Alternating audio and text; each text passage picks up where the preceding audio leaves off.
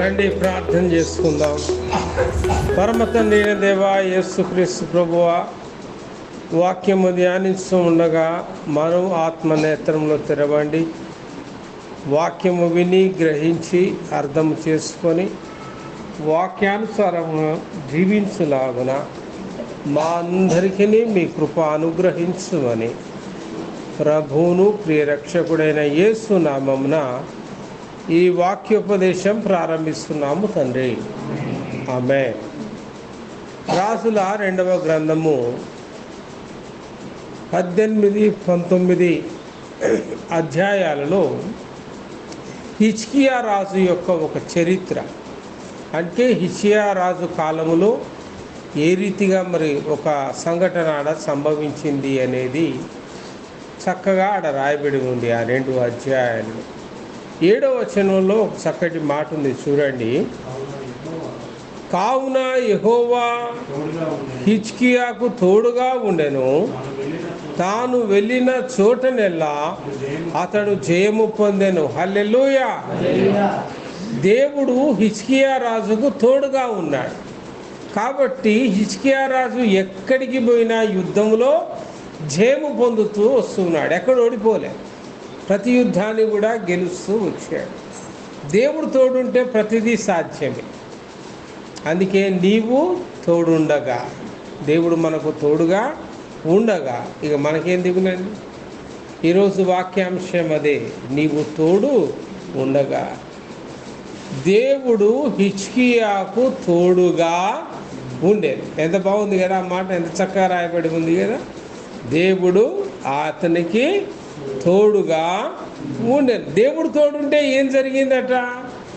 తాను వెళ్ళిన చోటనెల్లా అతడు జయము పొంది. అంటే దేవుడు తోడుంటే జయమే, ఇక ఫెయిల్ అన్న మాట లేదు, పాస్ అవ్వడమే, సక్సెస్ అవ్వడమే.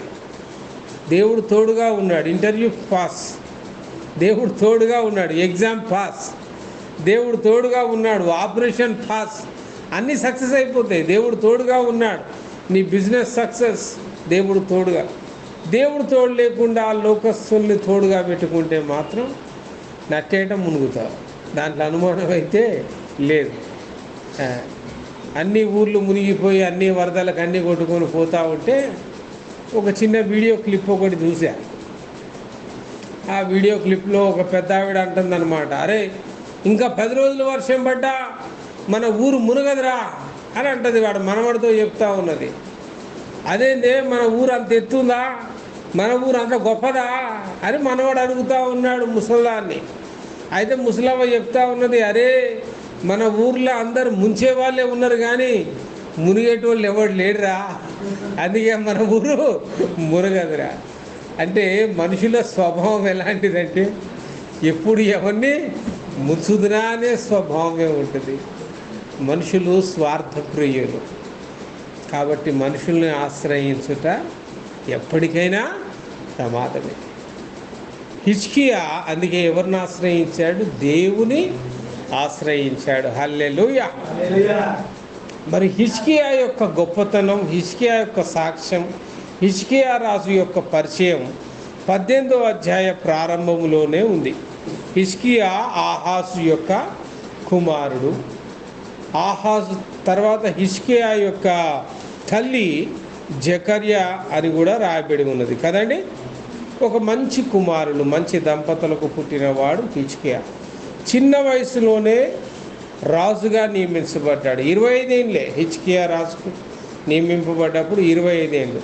25 ఏళ్లలో దేశాన్ని పాలించే అంత ఉన్నతమైన స్థితి వచ్చింది అని అంటే అసలు ఎన్ని బాధ్యతలు ఉండాలండి?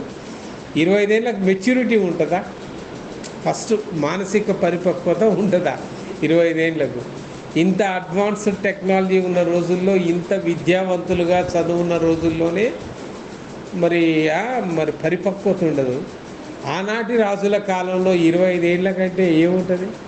రాజకుమారులుగా తింటూ హాయిగా సుఖంగా పెరిగిన వాళ్ళు. మరి ఆయన ఇప్పుడు ఏం చేయాలా? తండ్రి చనిపోయాడు, రాజు అయ్యాడు. 25 ఏళ్ల వయసులో ఆయన రాజ్యాన్ని ఏలాలి.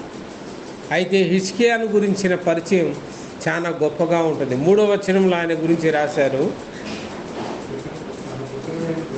తన పితరుడైన దావీదు చేసినట్లు అతడు యెహోవా దృష్టికి పూర్ణముగా నీతి అనుసరించెను. హల్లెలూయా.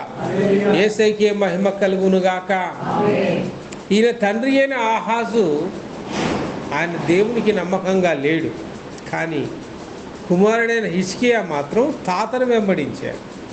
కేవలం నా తండ్రి మరి విగ్రహారాధికుడు అయ్యాడు కదా అని ఈయన విగ్రహాలను పెట్టలే, దావీదు నుంచి వెతుక్కుంటూ వచ్చాడు. దావీదు మహారాజు యొక్క వంశం కదా ఇదంతా. దావీదు, సొలొమోను తర్వాత రాజ్యం రెండుగా యూదయ మరియు ఇజ్రాయేలుగా విభజించబడ్డం. యూదుల్ని ఏలుచున్న రాజులు వీళ్ళు, యూదా రాజులు అన్నమాట. హిజ్కియా యూదా రాజు, ఆహాబు యూదా రాజు. అలా వీరి వంశంలో నుంచి, అంటే ఇప్పుడు దావీదు వీళ్ళ యొక్క ముత్తాత, దావీదు యొక్క వంశంలో నుంచి వచ్చినవాడు.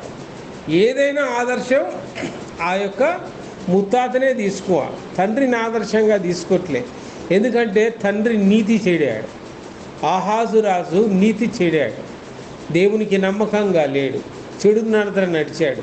దానికి ముందున్న వచనాల్లో 17, 16 వచనాల్లో రెండో వచనం, 16వ అధ్యాయం 2వ వచనం, ఆహాజు ఏలను ఆరంభించినప్పుడు 20 ఏండ్ల వాడై తన పితరుడకు దావీదు తన దేవుడైన యెహోవా దృష్టికి నీతిగా ప్రవర్తించినట్లు అతడు ప్రవర్తించక ఇజ్రాయేలు రాజులు ప్రవర్తించినట్లే ప్రవర్తించాను. అంటే చుట్టూ ఉన్న ఇతర రాజులు ఎలా అన్యాయము, అక్రమము, మోసముతో ప్రవర్తించారో హిజ్కియా తండ్రి అయిన ఆహాజు రాజు కూడా అన్యాయంగాను అక్రమంగానే ఆయన ప్రవర్తించాడు. ఆయన రాజ్యంలో విగ్రహాలను పెట్టాడు, విగ్రహాలకు బలులు పెట్టాడు, జాతరలు పెట్టాడు, విగ్రహాలకు ఇచ్చింది మొక్కాడు, విగ్రహాలకు ఇచ్చింది తిన్నాడు. పూర్తిగా ధర్మశాస్త్రానికి వ్యతిరేకంగా చేశాడు. కానీ కుమారుడు చూడండి, ధర్మశాస్త్రాన్ని ఫాలో అవుతూ ఉన్నాడు. ఎప్పుడైతే హిజ్కియా రాజు అయ్యాడో ఫస్ట్ చేసిన పని ఏంటంటే ఆ రాజ్యంలో ఉన్న విగ్రహాలన్నింటినీ కూల్చేశాడు, ఆ రాజ్యంలో ఉన్న బలిపీఠాలన్నింటినీ కూల్చేశాడు. మొత్తం ఇక విగ్రహారాధన లేదు. మనము సజీవం కలిగిన దేవుని ఆరాధించువారము, మనకు విగ్రహాలతో పనేంది? విగ్రహారాధనలు మొత్తం బంద్ చేసేసాడు, అన్య ఆచారాలు బంద్ చేశాడు, జాతరలు గీతర్లు పనికిమాలిన ఉత్సవాలన్నీ బంద్ చేసి యెహోవా ధర్మశాస్త్రానుసారముగా యూదయ రాజ్యాన్ని అంతా కూడా స్థాపించాడు. 5వ వచనంలో ఉంటుంది, అతడు ఇశ్రాయేలీయుల దేవుడైన యెహోవా యందు విశ్వాసం ఉంచినవాడు. అతని తరువాత వచ్చిన యూదా రాజులలోను అతని పూర్వీకులైన రాజులలోను అతనితో సమమైన వాడు ఒకడును లేడు. ఆమేన్. అసలు ఎంత గొప్ప సాక్ష్యం అండి హిజ్కియా రాజు గురించి. అసలు అంత బెస్ట్ అంతకు ముందు లేరట, ఆయన తర్వాత వచ్చిన వాళ్ళు లేరట. అంత గొప్ప క్యారెక్టర్ కలిగిన వాడు, అంత గొప్ప సంస్కరణలు తీసుకొచ్చిన వాడు. తన తండ్రి అడుగు జాడల్లో నడవలే. తండ్రి నీతిగా బతుకుతే కుమారుడు కూడా నీతిగా వెంబడిస్తే అది గొప్ప. కానీ తండ్రి అక్రమము చేసినప్పుడు కుమారుడు దాన్ని సరిచేయడం నిజంగా ఎంతో గొప్ప విషయం. అలా ఎన్నో సంస్కరణలు చేసి తన యూదా దేశాన్ని ఒక ఉన్నతమైన స్థితిలోకి ఆయన మార్పు చెందించుతున్న రోజులవి. 6వ వచనం కూడా సాక్ష్యం ఇస్తుంది చూడండి. అతడు యెహోవాతో హత్తుకొని ఆయనను వెంబడించుటలో వెనుక తీయక ఆయనకు మోషేకు ఆజ్ఞాపించిన ఆజ్ఞలన్నింటినీ గైకొనుచుంటెను. మోషే ఆజ్ఞలంటే ధర్మశాస్త్రం, ధర్మశాస్త్రం అంతటినీ గైకొనుచుండెను. తూచా తప్పకుండా అంత డిసిప్లిన్గా దేశాన్ని మారుస్తూ ఉన్నాడు. అందుకే 7వ వచనంలో ఆ సాక్ష్యం రాయబడి ఉంది. ఏ కావున అంటే హిజ్కియా ఇంత క్రమంగా ఇంత యథార్థంగా సంస్కరణలు చేసినందున కావున యెహోవా అతనికి తోడుగా ఉండెను, తాను వెళ్ళిన చోటనెల్లా అతడు జయము పొందెను. ఇది మళ్ళా మన అంశానికి వచ్చాం. యెహోవా అతనికి తోడుగా ఉండెను, దేవుడు ఆయనకు తోడుగా ఉండేది. దేవుడు తోడు ఉండాలి అంటే ముందు మన ప్రవర్తన సరిగా ఉండాలి. హిజ్కియా తన నీతిని గురించి, హిజ్కియా తన ప్రవర్తనను గురించి, హిజ్కియా తన దేశంలో చేసిన సంస్కరణల గురించి చాలా స్పష్టంగా మనం తెలుసుకున్నాం. ఆయన సాక్ష్యాన్ని గురించి మనం విన్నాం. అందుకే దేవుడు ఆయనకు తోడుగా ఉన్నాడు. మరి దేవుడు ఆయనకు తోడుగా ఉన్నప్పుడు జయము పొందును అనేది కూడా మనం విన్నాం. ఏ రీతిగా జయము పొందాడు అనేది ఈ 2 అధ్యాయాల్లో చరిత్ర ఉంటుంది. మరి ఏ రీతిగా ఆయన జయం పొందాడు? ఆ రోజుల్లో చుట్టూ శత్రు దేశాలు ఉండేవి. చుట్టూ శత్రు దేశాలు ఉన్నప్పుడు యూదా ఇజ్రాయేలు అన్నదమ్ములు లాంటి వాళ్ళు, ఒకే సంతానం కదండి. దావీదు సొలొమోను అన్నాడు. సొలొమోను తర్వాత రాజ్యం 2గా విడిపోయింది. ఎందుకు విడిపోయింది తెలుసు కదా. సొలొమోను యవన ప్రాయంలో యథార్థవంతుడు, నీతిమంతుడు, మహాజ్ఞాని. యెరూషలేము దేవాలయాన్ని కట్టించాడు. 40 సంవత్సరాలు సొలొమోను కాలంలో యుద్ధాలు లేవు. ఎంతసేపు విందులు, వినోదాలు, శుభకార్యాలు. సొలొమోను యొక్క జ్ఞానాన్ని తట్టుకోలేక చుట్టుపక్కల రాజులు వచ్చి, ఆహా ఇంత జ్ఞానికి నా రాజ్యంలో ఒక కొడుకు పుడితే బాగుండని తీసుకురావడం, తన బిడ్డను ఆడబెట్టేయడం, ఇదిగో ఈమెతో నువ్వు ఒక కుమారునిగాను, ఈమెను రాణిగా చేసుకో. అట్లా సొలొమోనుకు ఎంతోమంది ఉపపత్నులు, అనేక మంది భార్యలు, అనేక మంది ఉపపత్నులు. చివరికి చుట్టుపక్కలున్న రాజ్యాల నుంచి ఏ రాజులైతే వాళ్ళ బిడ్డను తీసుకొని వచ్చి సొలొమోనుకు భార్యకి ఇచ్చారో ఆ బిడ్డతో పాటు వాళ్ళ యొక్క గృహదేవతలు కూడా దేశంలోకి పంపబడ్డాయి. గృహదేవతలు వచ్చింది కాబట్టి ఇప్పుడు రాజుగాడి భార్య గృహదేవతల్ని పూజించాలి. ఇప్పుడు పూజలో భర్త కూర్చోవాలిగా, భార్యతో పాటు బలవంతంగా కూర్చోవాల్సి వచ్చేది. భర్త పూజ చేయాల్సి వచ్చేదిగా, బలవంతంగా చేయాల్సి వచ్చేది. విగ్రహాలకు పెట్టింది భర్త కూడా తినాలిగా, బలవంతంగా తినాల్సి వచ్చేది. చివరికి ఆయన చేతుల్లో ఏమీ లేదు, అధికారం మాత్రమే ఉంది. కానీ ముసలివాడయ్యాడు, వృద్ధాప్యానికి వచ్చాడు. వృద్ధాప్యానికి వచ్చేలోగా ఎంతోమంది భార్యలు అయ్యారు. భార్యలకు ఎంతో సంతానమైంది. చుట్టుపక్కల ఉన్న విగ్రహాలన్నీ కూడా ఇప్పుడు ఎక్కడికి వచ్చి నిలబడ్డాయి? యెరూషలేములోకి వచ్చి నిలబడ్డాయి. సొలొమోను యొక్క ఇంట నిలబడ్డాయి. సొలొమోను ఇంట రోజు ఉత్సవాలే. ఏ ఉత్సవాలు? ధర్మశాస్త్రానుసారమైన ఉత్సవాలు కాదు, విగ్రహార్పితమైన ఉత్సవాలు. ముసలివాడయ్యాడు, ఎవరికేం చెప్పేటట్లేదు. భార్యలను నొప్పించలేక, వాళ్ళను బాధ పెట్టలేక ఈయన విగ్రహారాధికుడుగా మారాడు. ఇది ఇజ్రాయేలు ప్రజలకు నచ్చలేదు. చలో ఎదురు తిరుగుదాం రండిరా అని ఇజ్రాయేలు యొక్క 11 గోత్రాలు ఒకటిగా మారిపోయి మా దేశాన్ని మేము ఏలుకుంటాం, ఈ విగ్రహారాధికుడైన రాజుతో మేము ఉండం. మరి ఇక సొలొమోను రాజ్యాన్ని కూడా వాడు పాలించేవాడు కావాలిగా, కుమారులు. అట్లా యూదయ దేశం వేరైంది, ఇజ్రాయేలు దేశం వేరైంది.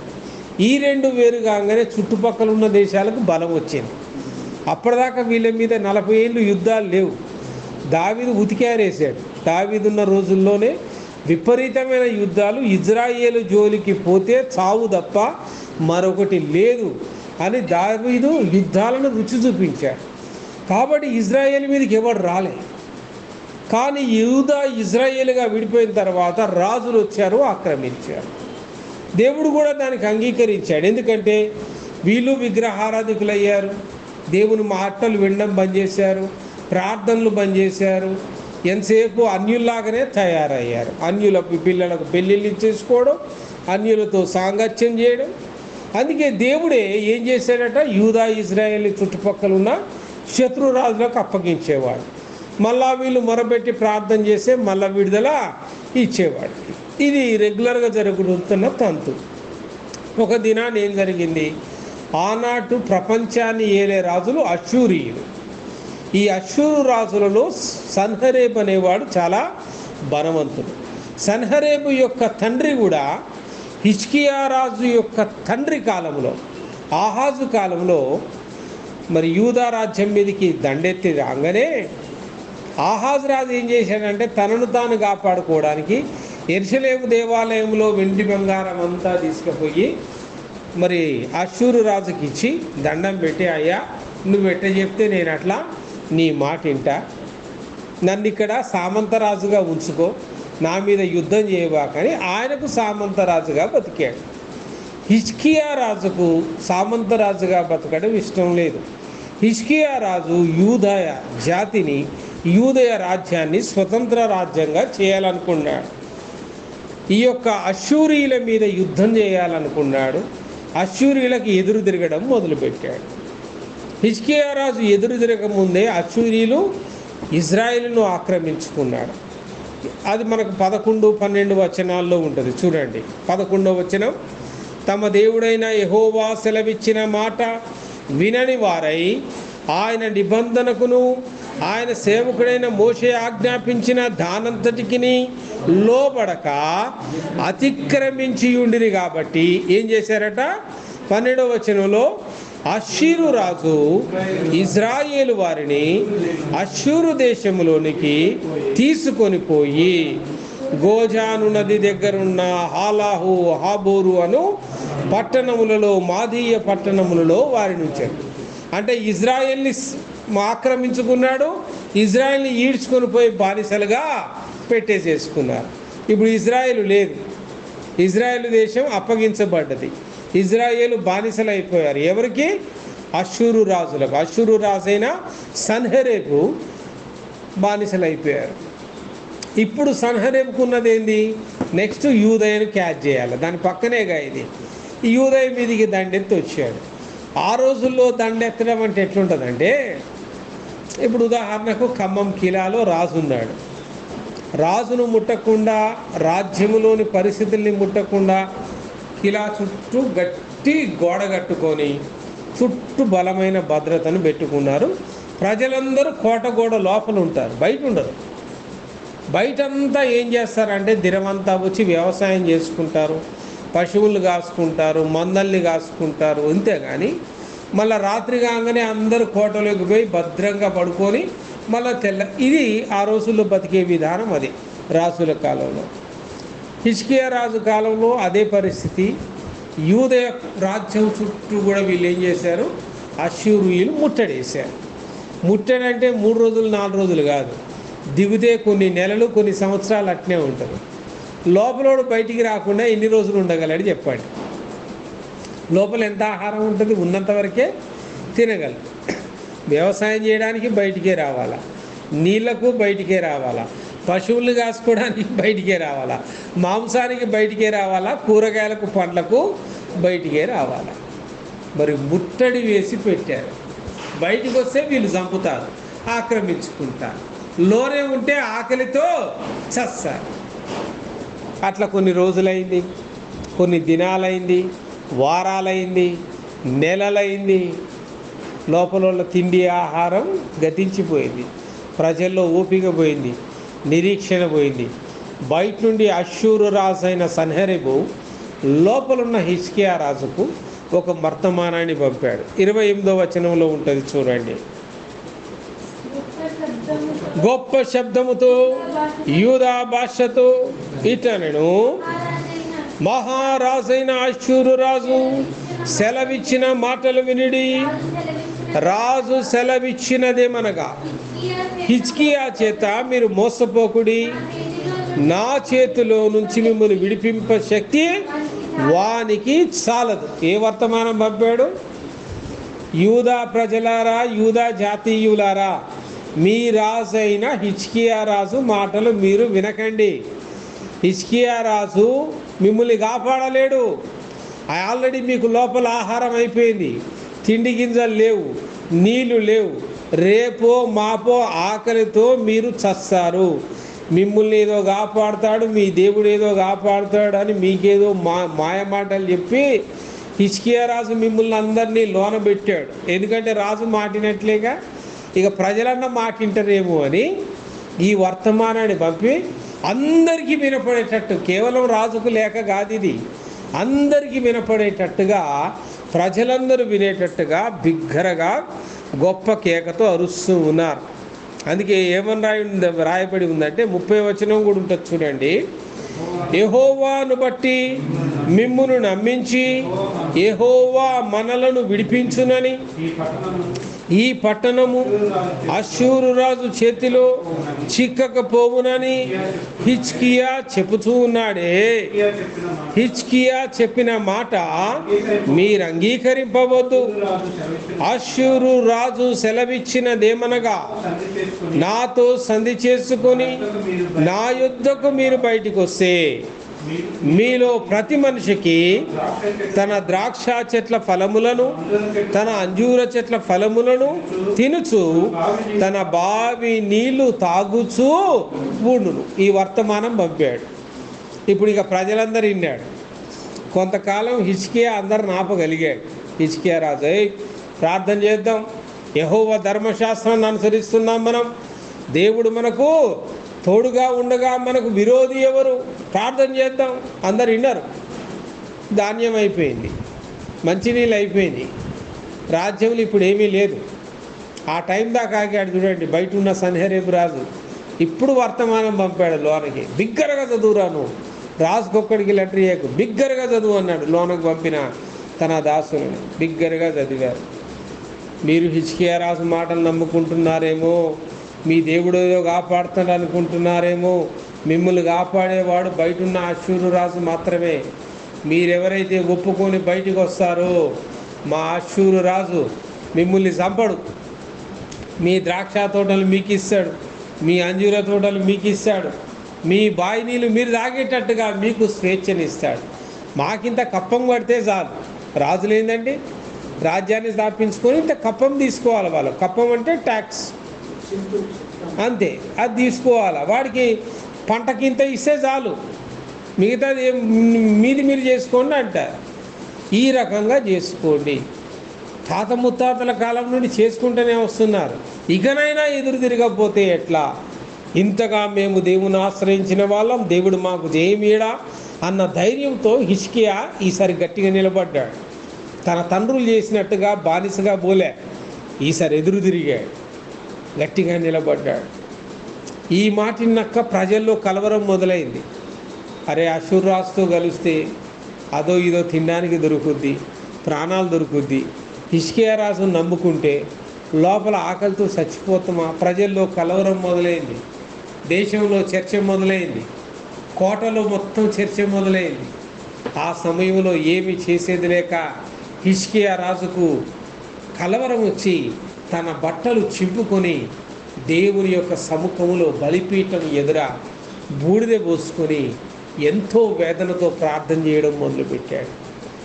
హిజ్కియా రాజుతో పాటు ఎంతోమంది యాజకులు వారి బట్టలు చింపుకున్నారు. ప్రభువా, ఏంటి నాయనా మాకు ఈ పరీక్ష? నీవు మాకు తోడుగా ఉంటే ఎన్నో యుద్ధాల్లో మాకు జయమిచ్చావు కదా. ఈరోజు వాడు బలవంతుడు, ప్రపంచాన్ని ఏలే రాజు. అష్షూర్ అంటే ప్రపంచాన్ని ఏలే రాజు. ఈరోజు అమెరికా ఎంత బలమైన దేశమో ఆనాడు అష్షూర్. ఇంత బలవంతుడి మీద మేము ఎలా విజయం పొందగలం? అంత ఏనుగు లాంటి అంత మహాసామ్రాజ్యం మీద చీమ లాంటిది మా దేశం, ఎలా మేము విజయం పొందగలం? మా పరిస్థితి ఏంది? మేమేమి చేయాలా ఈ పరిస్థితిలో? బట్టలు చింపుకొని ప్రార్థన చేస్తే దేవుడు యెషయా ప్రవక్త ద్వారా హిజ్కియా రాజుతో మాట్లాడాడు. యెషయా ప్రవక్త దేవుడు మాట్లాడిన మాటల్ని రాసి హిజ్కియా రాజు దగ్గరికి పంపించాడు. హిజ్కియా రాజుకు ఆ మాటలు అందించబడ్డాయి. చూడండి, 19వ అధ్యాయం 20వ వచనాన్ని చూడండి. అంతటా ఆమోజు కుమారుడైన యెషయా హిజ్కియా యుద్ధకి వర్తమానం పంపెను. ఇశ్రాయేలీయుల దేవుడకు యెహోవా సెలవిచ్చినదేమనగా, అష్షూరు రాజైన సన్హెరేబు విషయమందు నీవు నా ఎదుట చేసిన ప్రార్థన అంగీకరించి ఉన్నాను. ఆ రాత్రియే యెహోవా దూత బయలుదేరి 35వ వచనం 35వ వచనాన్ని కూడా చదవండి. ఆ రాత్రియే యెహోవా దూత బయలుదేరి అష్షూరు దండుపేటలో జొచ్చి 185,000 మందిని హతము చేసెను. ఉదయమున జనులు లేచి చూడగా వారందరూ మృత కళేభరములయ్యుండని. హల్లెలూయా, యేసయ్యకే మహిమ కలుగును గాక. దేవుడు యెషయా ప్రవక్త ద్వారా హిజ్కియాతో మాట్లాడాడు. ఇదిగో నువ్వు చేసిన ప్రార్థన నేను విన్నాను, ఇక నువ్వు ఊరకుండు, ఇక నువ్వు లొల్లి చేయకు, నువ్వు బాధపడకు, నీ దేశంలో నువ్వే ఉండు, ఎవ్వరు బయటికి రావద్దు, వాడితో యుద్ధము చేయొద్దు, యుద్ధము యెహోవాదే. ఆమేన్. నేనే చేస్తా యుద్ధము మనం చదివిన కీర్తనలో ఉంది కదా, ఊరకుండు. ఏమనుందండి? దేవుని దగ్గర పోయి మొరపెడితే చూడండి అద్భుతాలు ఎలా జరిగాయి. ఊరకుండు. ఆ రాత్రి దేవుని దూతలే యుద్ధం చేశారట. 35వ వచనం ఎంత క్లియర్గా ఉంది కదా. ఆ రాత్రికి రాత్రి ఎంతమంది చంపారు? ఎంతమంది అట? 1,85,000 మందిని. ఆమేన్. దేవుని దూతలు యుద్ధం చేశారు ప్రియులారా. మనల్ని కాపాడడానికి దేవుడు తన దూతల్ని పంపాడు. 1,85,000 మంది శవాలు కనపడ్డాయంటే ఎత్తుందన్నది ఒకరో ఇద్దరు కాదండి, 1,00,000. ఎంత పెద్ద కుప్పు ఉంటుంది. పొద్దున్న లేచి చూస్తే అష్షూరు రాజుకి ఏం అర్థం కాలే, సన్హెరీబుకు. అరే కోటగోడలు మూసే ఉన్నాయి, లోపల ఉన్నోళ్ళు లోపలే ఉన్నారు, 6 నెలలైంది, సంవత్సరం అయింది, ఆకలి చేస్తున్నారు, వాళ్ళే యుద్ధం చేస్తారా? ఆకలి చేస్తున్నోడికి అంత బలం ఎక్కడిది, అంత శక్తి ఎక్కడిది? ఎప్పుడైతే 1,85,000 సైన్యం మృతదేహాలు చూశాడో ప్యాకప్. ఏముంది 1,85,000, ఇంకేముంది? అష్షూరు రాజు సన్హెరీబు తన మిగతా సైన్యం ధన ప్యాకప్ చేసుకొని ప్రాణాలు కాపాడుకోవడానికి వెనుదిరిగి పరిగెత్తడం మొదలుపెట్టారు. ఆ రీతిగా హిజ్కియా రాజు తప్పించబడ్డాడు. ఆమేన్. యేసయ్యకే మహిమ కలుగునుగాక. దేవుని మీద నోటికొచ్చినట్టుగా మాట్లాడిన సన్హెరీబు మాత్రం భయంకరంగా సంహరించబడ్డాడు. 36వ వచనాన్ని చూడండి. అష్షూరు రాజైన సన్హెరీబు తిరిగిపోయి నినివే పట్టణమునకు వచ్చి నివసించిన తర్వాత అతడు నిస్రోకు అను తన దేవతా మందిరమందు మొక్కుచుండగా అతని కుమారులైన అద్రెమ్మెలెకు షెరెజెరును ఖడ్గముతో అతను చంపిరి. ఆమేన్. యేసయ్యకే మహిమ కలుగునుగాక. చివరికి ఎవరి చేత చంపబడ్డాడు? సొంత కొడుకుల చేత. సన్హెరీబు ప్రపంచాన్ని ఏలే మహారాజు ఎవరి చేత చంపబడ్డాడని? ఈ అయ్య బతుకున్నంత కాలం మనకు రాజ్యం వచ్చేటట్టు లేదురా, అయ్యను చంపి రాజ్యాన్ని పంచుకుందాం పడని అనుకున్నారు. చూడండి కొడుకులు ఎంత దుర్మార్గం తయారయ్యారు. ఈ రోజుల్లో కొడుకులు ఇట్ట అయ్యారు అని చాలామంది తండ్రులు బాధపడుతున్నారు. ఈ రోజుల్లో కాదు, బ్లాక్ అండ్ వైట్ దినాల్లోనే కొడుకులు ఎట్టున్నారు? తండ్రిని చంపే స్వార్థపరులు ఉన్నారు ప్రియులారా. అంటే కొడుకులు ఎట్ట పెంచాడు? ఇప్పుడు వీడి ఇంత దుర్మార్గంగా ఉన్నప్పుడు కొడుకులు కూడా దుర్మార్గంగానే ఉంటారు. కొడుకులను అందుకే మంచిగా పెంచుకోవాలి. ఆ రీతిగా సన్హెరీబు సంహరించబడ్డాడు. ఆ రీతిగా విపత్తు తొలగింది. మరి హిజ్కియా రాజు దేవుణ్ణి ప్రార్థిస్తే విడుదల వచ్చింది. సన్హెరీబు తన దేవతను ప్రార్థిస్తే సంహరించబడ్డాడు. ఎంత వింత కదా. రక్షించే దేవుడు మన దేవుడు. ఆమె సంహరించే దేవుడు వారు ఏం రక్షించాడండి? ఆ విగ్రహాలు ఏం రక్షించే? సొంత కొడుకులు తల నరుగుతుంటే విగ్రహాలు ఏం చేయగలిగే? వీళ్ళు ఏమి చేయలే, ప్రార్థన చేశారు అంతే. ప్రార్థన ఇచ్చిన విజయం. ఆమేన్. అందుకే మనం చదివిన 46వ కీర్తన 11వ వచనం చక్కటి మాట దాంట్లో ఉంటుంది చూడండి. సైన్యములకు అధిపతియగు యెహోవా మనకు తోడై ఉన్నాడు. ఆమేన్. యాకోబు యొక్క దేవుడు మనకు ఆశ్రయమై ఉన్నాడు. ఆమేన్. అందుకే 10వ వచనంలో అంటది, ఊరకుండుడి. నీకు ఎప్పుడు కలవరం వచ్చినా అది గుర్తుపెట్టుకో. ఆ వచనం పెద్ద అక్షరాలతో ప్రింట్అవుట్ తీసి గోడకు పెట్టుకో అవసరమైతే. ఊరకుండుడి, కలవరపడొద్దు, టెన్షన్ పడొద్దు. డబ్బులు లేవు, ఊరకుండుడి, టెన్షన్ పడకు, ప్రార్థన చెయ్యి. మంచాన పడ్డావు, ప్రార్థన చెయ్యి. సమస్య వచ్చింది, అన్నదమ్ముల మధ్యలో, అక్క చెల్లెల మధ్యలో ఏదైనా కలవరం వచ్చింది, ఊరకుండుడి. పంచాయతీ పెట్టుకోకండి. ఎవరు? మన అక్కేగా, మన చెల్లేగా. పంచాయతీ పెట్టుకోకండి, గొడవలు పెట్టుకోకండి, ఊరకుండుడి. ప్రార్థన చెయ్యి. ఎవరన్నా నొప్పించేటట్టుగా నేను మాట్లాడారు, నిన్ను బాధ పెట్టారు, నువ్వు తిరిగి నొప్పించకు. వాడు నొప్పించాడు కదా, నువ్వు నొప్పిస్తే ఇంక నీకు వాడికి తేడా ఏముంది? ఊరకుండుడి, ప్రార్థన చేయండి. ఎందుకంటే యెహోవాయే మనకు తోడై ఉన్నాడు. ఆమేన్. యేసయ్యకే మహిమ కలుగునుగాక.